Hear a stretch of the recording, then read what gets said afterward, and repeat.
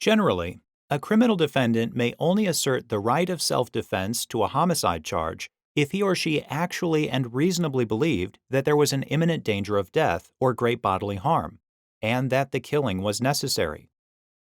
In People v. Romero, the California Court of Appeal considered whether expert evidence regarding reasonableness was relevant if the defendant didn't actually believe he was in imminent danger of death or great bodily harm. In August of 1995, Michael Romero, his younger brother, and 4 other men were drinking alcohol at one of the men's father's houses in Modesto, California. At some point, the men left and started to walk to another person's apartment. As they crossed a street, Alex Bernal came speeding around a corner in his car and slammed on his brakes to avoid hitting the men. The men yelled at Bernal to slow down, and Bernal yelled back. After the exchange, Bernal started to speed away, and the men once again started yelling at him. In response, Bernal pulled his car over and stepped out of it. Romero and one of the men then walked across the street toward the car and started yelling obscenities at Bernal.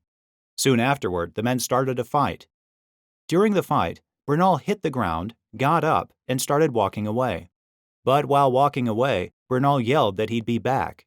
Romero then whipped out a knife and swung at Bernal twice, but missed.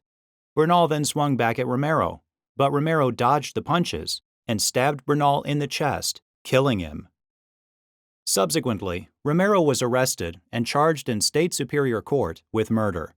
Romero pleaded not guilty, asserting that he acted in self-defense in killing Bernal. At trial, Romero testified that he didn't fear Bernal, but felt like he had to stop Bernal from getting past him and Romero's brother. In addition, Romero's attorney sought to introduce the expert testimony of Professor Jankowski, a sociology professor who specialized in Hispanic culture.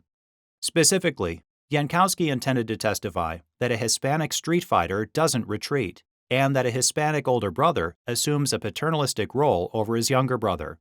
The prosecution objected, arguing that the evidence was irrelevant.